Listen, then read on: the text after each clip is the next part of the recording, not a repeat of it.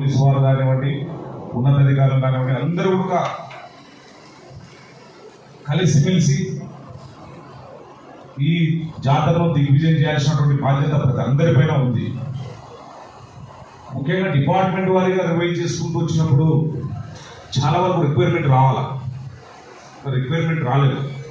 ఒక పెద్దలు చెప్పినట్టు మధుసూదన్ రెడ్డి గారు బ్రిడ్జ్ అడిగారు, అలాగే రోడ్డు వైండింగ్ కావాలని చెప్పేసి అడిగారు. నేను ఒకటే చెప్తున్నా, పంచాయతీరాజ్ శాఖకు సంబంధించి కానివ్వండి, ఆర్డబ్ల్యూఎస్ శాఖకు సంబంధించి కానివ్వండి, ఎలక్ట్రిసిటీ వాళ్ళు కానివ్వండి, పోలీసు వారు కానివ్వండి, అలాగే ఎండోమెంట్ వాళ్ళు కానివ్వండి, మీరు చాలా అప్రమత్తంగా ఉండి ట్రాఫిక్ సమస్యలు కావచ్చు, తాగునీటి అవసరాలు కావచ్చు, వచ్చిపోయేటువంటి భక్తులకు అందరికీ కూడా మెరుగైనటువంటి సేవలు అందించాల్సినటువంటి అవసరం ఉంది. ఏంటంటే ఏదో తత్తు తినాల సమన్వయ మీటింగు ఎవరో వస్తున్నారు పోతున్నారు అనుకోకుండా కూడా దీనికి ఒక విశిష్టత కలిగినటువంటి గుడి. దీన్ని మనం భావితరాల భవిష్యత్తుకు తెలియజేయాల్సినటువంటి అవసరం ఎంతైనా ఉంది. ఎందుకంటే అంతరించిపోతున్నటువంటి కాలక్రమంలో ఇవన్నీ కూడా మనకున్నటువంటి మూలాలంతటి కూడా మనం గుర్తు చేసుకోవాల్సినటువంటి అవసరం ఉంది. కాబట్టి భగవంతునికి ఎప్పుడైనా సరే మనం భక్తిగా ఉండి పనిచేయాలి తప్ప స్వార్థం కొరకు స్వలాభం కొరకు పనిచేస్తే తత్తు రంగనాథ స్వామి సముద్రంలో ఎవరు బాగుపడాలని చెప్పేసి చరిత్రనే చెప్తుంది. అది ఆ భగవంతునికి వదిలేద్దాం.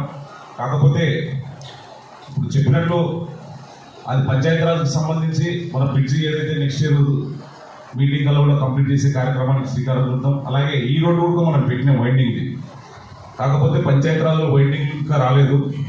దాని ఆర్ఎన్పిలన్నా కలిపి వైండింగ్ పెట్టడం. దీనికి ప్రపోజల్ అయితే రెడీ చేయండి. ఎందుకంటే నేను గతంలో అడిగిన జాతరకు కావాల్సినటువంటి రిక్వైర్మెంట్స్ ఏమేమి ఉన్నాయో చూసుకోండి అని చెప్పేసి మీకు అందరికీ కూడా చెప్పడం జరిగింది. అలాగే ఆర్డబ్ల్యూఎస్ వాళ్ళు మీకు మోటార్లు కానివ్వండి, అవసరం ఉంటే బోర్లు కానివ్వండి, ట్యాంకర్స్ కానివ్వండి, అన్ని కూడా అందుబాటులో పెట్టుకోవాలి. అలాగే ఎలక్ట్రిసిటీ డిపార్ట్మెంట్ ముఖ్యంగా అందరూ చాలా వరకు 24 hours అడుగుతున్నారు. మ్యాక్సిమము మనకంటే మనకున్నటువంటి రిక్వైర్మెంట్ని బట్టి మనం చూసుకొని కూడా 12 hours అయితే కంటిన్యూ చేద్దాం. నేను ఒక లెటర్ ఇస్తాను, దాన్ని ఎస్సీకి ఫార్వర్డ్ చేసేసి నేను సుధాకర్ గౌడ్ చెప్తాను.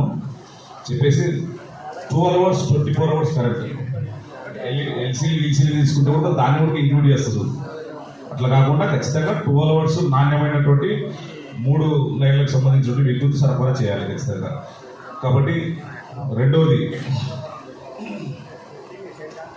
ఇక్కడ వచ్చేటువంటి భక్తులకు ఇప్పుడు ఏదైతే షాపుల వారి దగ్గర వసూలు చేస్తున్నారు అంటున్నారో ఎండి వారికి నేను ఒకటి చెప్తున్నా, మీరు పర్ఫెక్ట్గా రసీదులు ఇవ్వండి. మీరు ఏ షాప్కి ఎంత ఛార్జ్ చేస్తున్నారు, ఏ బజ్జీల బండికి ఎంత ఇస్తున్నారు, కూల్ డ్రింక్ షాప్ ఎంత రెంట్ ఇస్తున్నారు, మీరు ప్రాపర్గా ఒక మెమరాండం తయారు చేసుకుని ఏ షాప్కి ఎంత ఇస్తున్నారు, లేకుంటే అడుగుల వారికి ఇస్తారా, ఎట్లా ఇస్తారనేది ఒకసారి మీరు గైడ్లైన్ చూసుకుని ప్రాపర్గా గతంలో ఏమన్నా కానీ ఉంటే తీసుకొని చూసి ఒకసారి రెక్టిఫై చేసుకోండి. కాబట్టి నేను చెప్పేది ఒకటే, పోలీసు వారికి కానివ్వండి, ముఖ్యంగా మన పాత్రనే ప్రథమంగా ఉంటుంది. కాబట్టి ఎట్లయినా సరే మనకి, ఎందుకంటే 3.3 వచ్చిన తర్వాత చాలా హెవీ వెహికల్స్ వస్తుంటాయి. అది మనం మాత్రం కంపల్సరీ ఎక్కడ ఏ చిన్న ప్రాణాపాయం జరగకుండా కాపాడాల్సినటువంటి బాధ్యత మన పైన ఉంటుంది. ముఖ్యంగా ఇప్పుడు ఏదైతే 1.5 కిలోమీటర్లు చెప్పినట్లు మనం ఒక లైను మీరు ఒకసారి ఆ ఫార్మర్స్తో మాట్లాడి ఖచ్చితంగా ఇది జాతరకు ఇవ్వాల్సింది, జాతర టైంలో మనం ఇవ్వాల్సింది అని చెప్పేసి 2 లైన్లు పెట్టుకుంటే మన ట్రాఫిక్ అంతరాయం కూడా ఉండదు.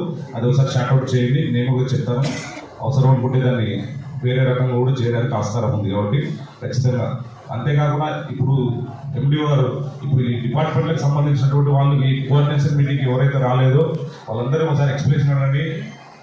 ఎస్పెషల్లీ ఫారెస్ట్ డిపార్ట్మెంట్ వాళ్ళకి ఎందుకు నోటీస్ ఇవ్వలేదు అది ఒకసారి చూడండి. లాస్ట్ 10 years నుంచి ఏమేమి జరుగుతుంది, వీళ్ళు ఎజెండా ఎట్లా మూవ్ అవుతున్నారు అనేది కూడా ఒకసారి డీటెయిల్స్ తీసుకురండి.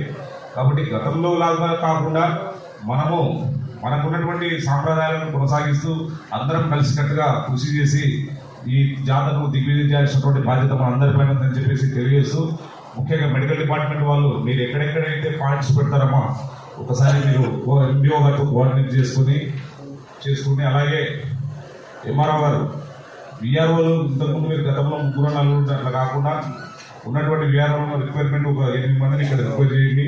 తహసీల్దార్ తలా 2-3 ఒక 20 మందిని పెట్టుకోండి. ఖచ్చితంగా ఈ సరౌండింగ్ తహసీల్దార్స్ విఆర్ఓస్ అందరూ కంప్లీట్గా 1 వీక్ ఇక్కడే ఉండాలా. ఖచ్చితంగా ఎక్కడ ఏ అవాంఛనీయ సంఘటన జరగకుండా మంచి భద్రమైనటువంటి శాంతి భద్రతలు కానివ్వండి అన్ని కూడా చూసుకోవాల్సినటువంటి బాధ్యత అందరిపైన ఉంటుంది. కాబట్టి ఈ